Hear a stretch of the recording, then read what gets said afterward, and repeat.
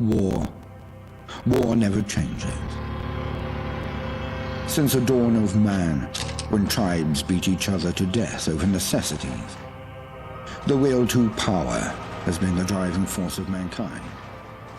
When the great fires of humanity's ambition ravaged the earth, it was not our doing, for the bloodiest chapter of human history had only begun.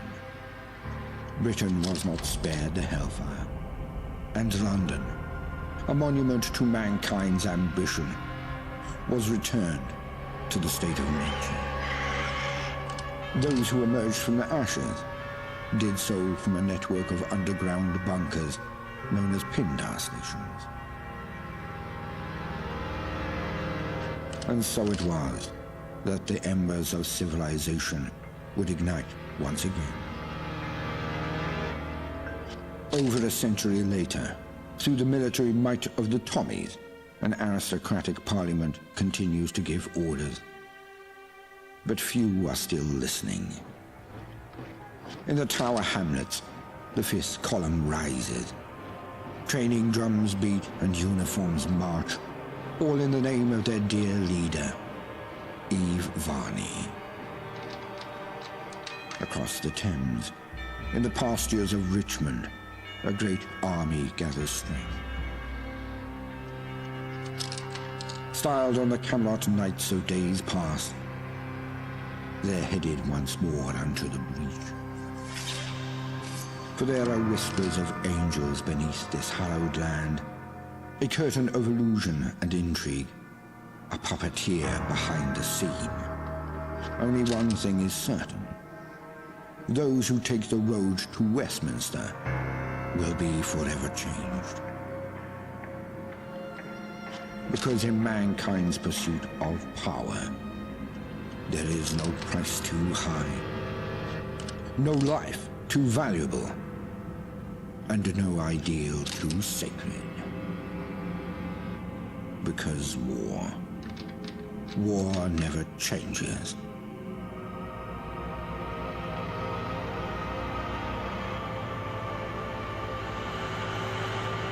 Mind the gap. Mind the gap. Stand clear of the doors, please.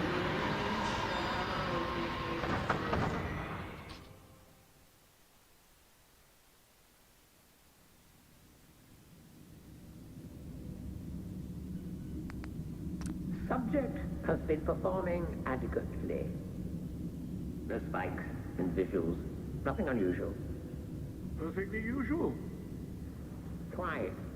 Smythe will be pleased. How are they in appearance? Uncertain. Perhaps we should take a closer examination.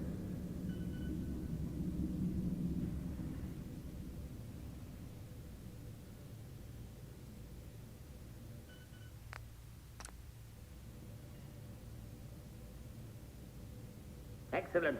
A rapid progress is being made, and with zero anomaly. Of course. Now, what about their physical and mental development?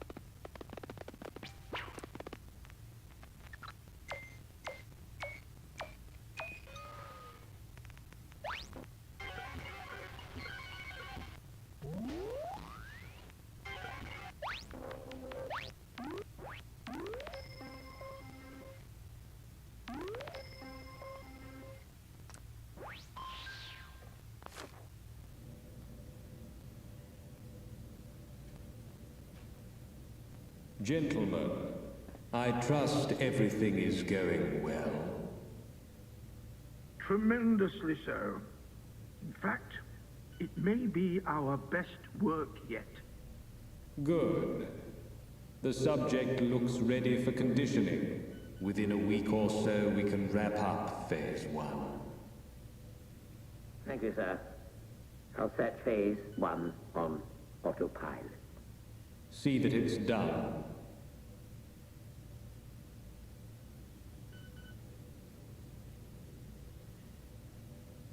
Seems to be rousing a bit. Not to worry. Let's put them back under.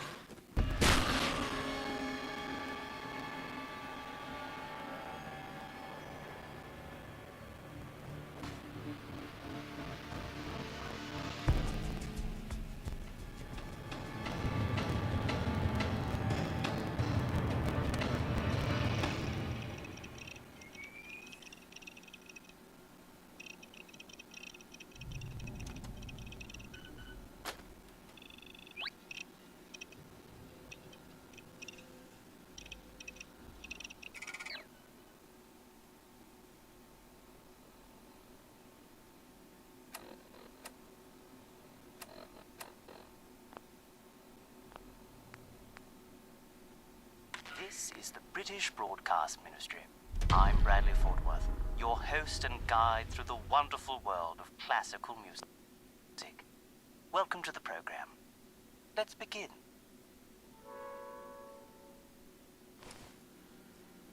Have you ever seen a swan in real life? Such magnificent creatures. If you haven't seen one, Then let Camille Saint-Saëns, the Swan, paint a picture in your mind.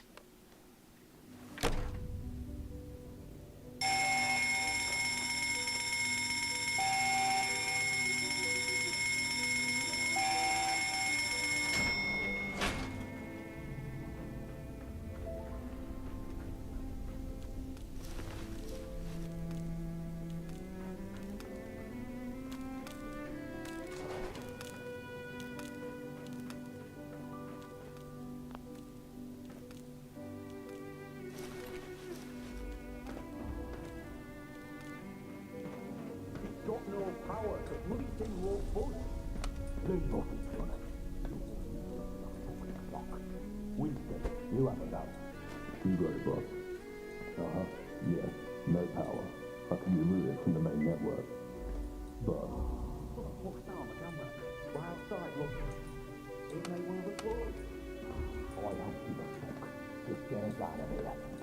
They'll have to find the long way. Rerouting to emergency power.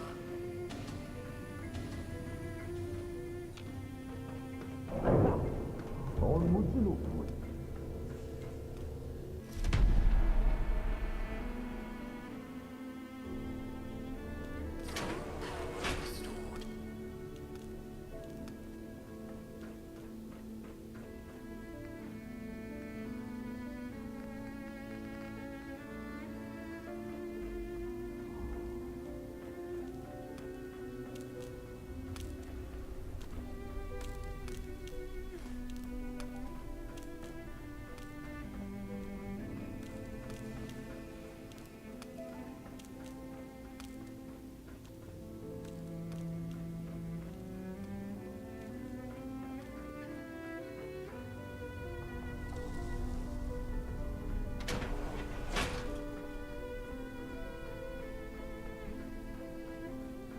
Where are you going?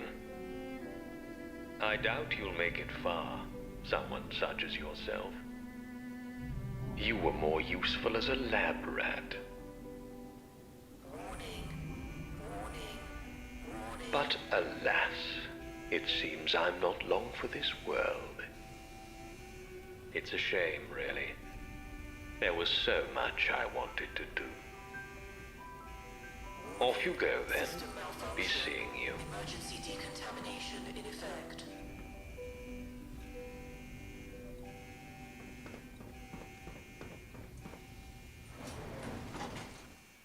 You just heard Camille Saint-Saëns, the Swan, part of his phenomenal carnival of animals.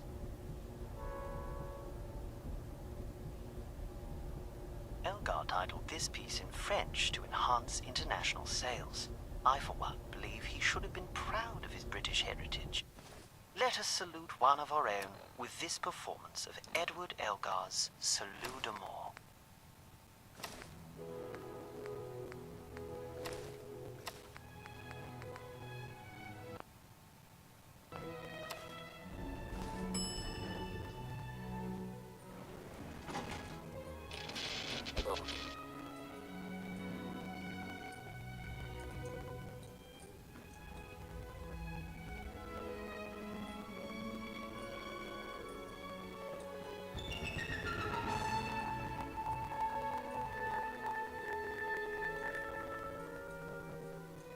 You are quite the wayfarer, aren't you? Escaping all that hubbub. With all you've been through, I'm impressed. It seems I neglected to introduce myself. Very unprofessional of me.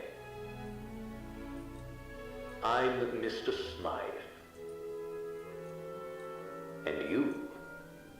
Well, it doesn't matter who you are. Now, I'm sure you have many questions, and perhaps someday I'll answer them. But for now, wayfarer, let's not stand on parade. Since I'm all for giving one a sporting chance, I've unlocked the doors. Go. Stay safe, and remember, Mind the gap.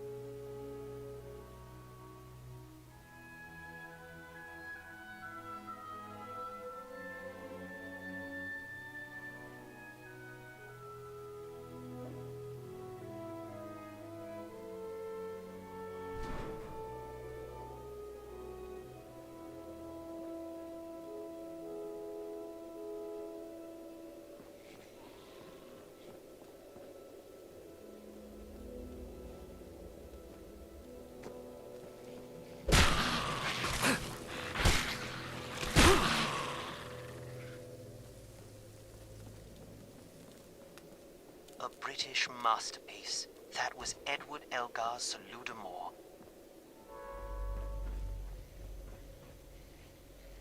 The quiet beauty of a simple piano composition is undeniable.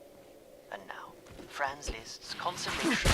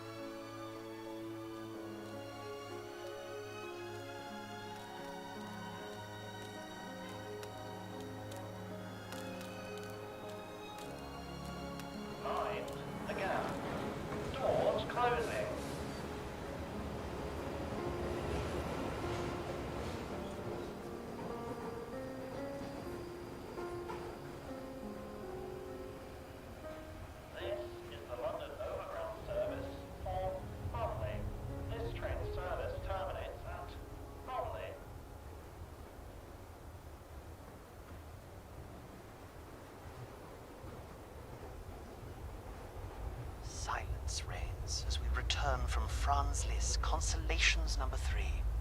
Bravo. Delays and revisions to the timetables of this train service. Due to You may find yourself with a sudden urge to run whilst listening to this next piece. Just remember, walk, don't run.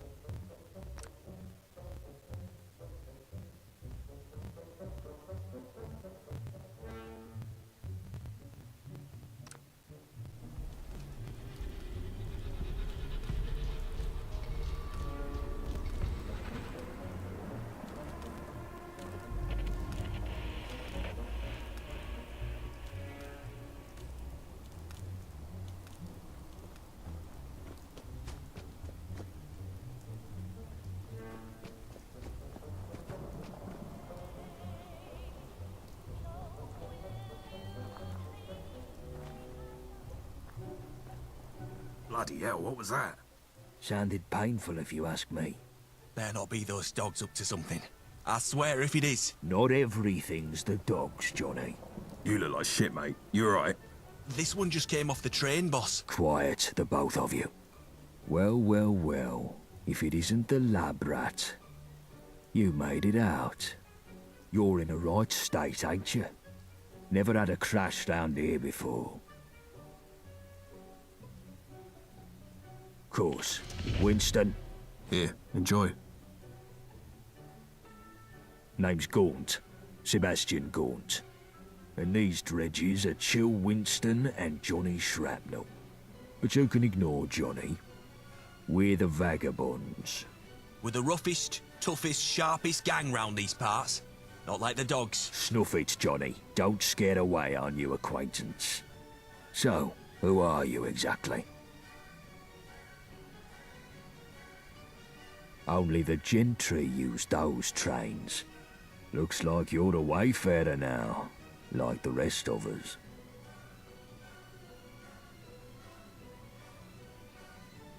Lewisham, or what's left of it. Yeah, well, you don't look like it. The Isle of Dogs Syndicate. Johnny gets a bit excited about 'em. Yeah, it was supposed to be a supply run. We bought the location off someone in Thameshaven. Some old construction papers. Well then, Wayfarer. Seems like you got two choices. You could head down that way to the Thames folk. Ain't exactly pleasant to look at, but appearances can be deceiving. They may even know a thing or two about that lab, seeing as they sold us the location. Otherwise, you can stick it out with me and my mates. We help you out, you help us out.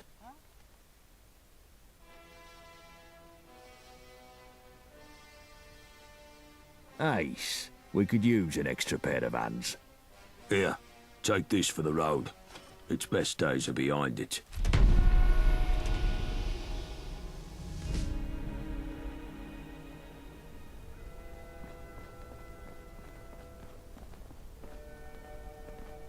A new face? You sticking around?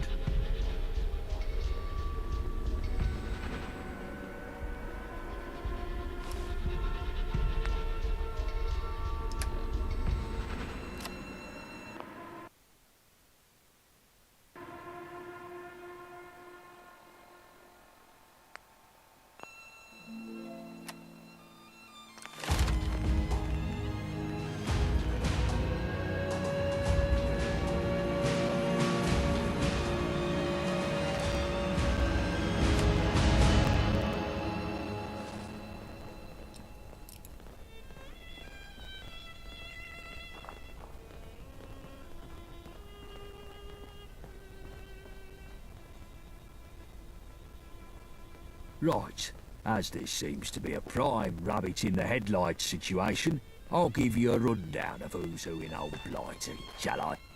First up, there's us. We're the vagabonds. Used to be big. Come on, lads.